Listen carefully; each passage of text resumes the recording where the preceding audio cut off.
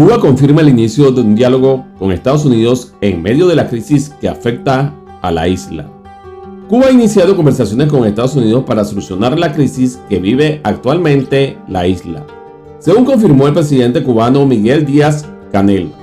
En una entrevista televisada a todo el país, Díaz-Canel dijo que estas conversaciones que está llevando a cabo funcionarios de ambos países han estado orientadas a buscar soluciones por la vía del diálogo a diferencias bilaterales que tenemos entre las dos naciones.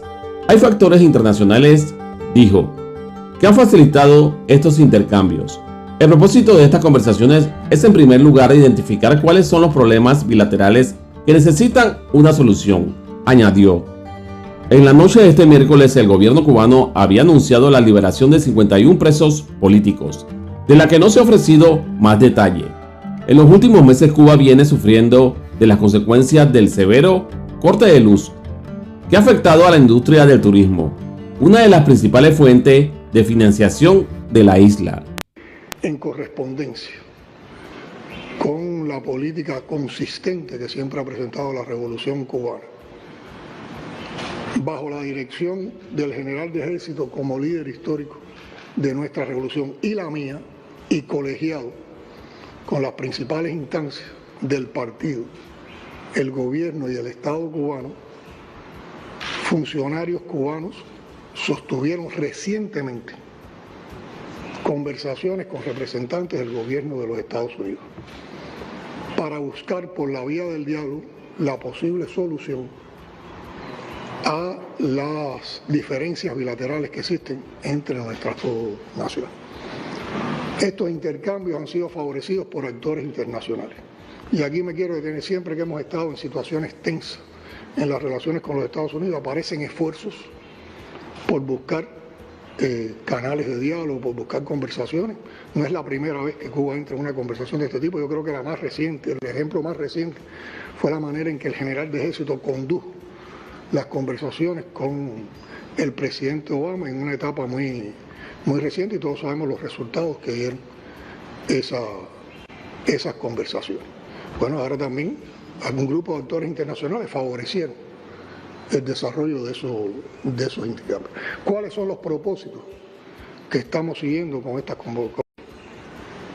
Por lo cual también tenemos que encontrar la construcción de espacios de entendimiento que nos permitan avanzar en el proceso y además de eso alejarnos de la confrontación. En esos intercambios hemos expresado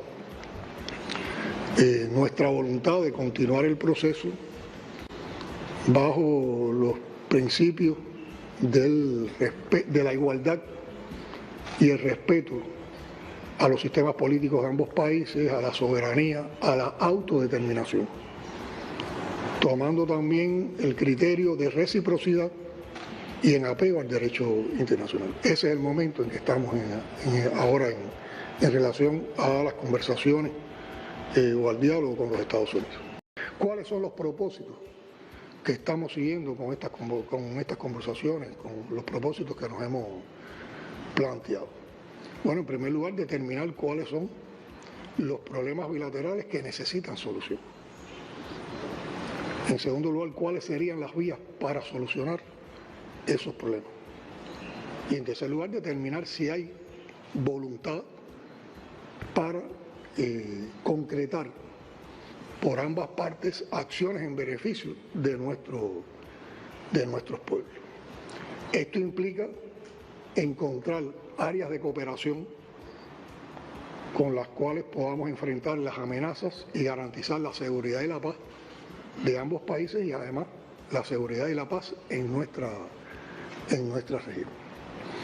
Como explicaba anteriormente, no ha sido ni será práctica de la revolución responder a las campañas especulativas. Esto es un proceso muy sensible que se aborda con la discreción que lleva en cada momento, se aborda también con sensibilidad y con responsabilidad y mucha seriedad, porque es un problema que afecta a los vínculos bilaterales.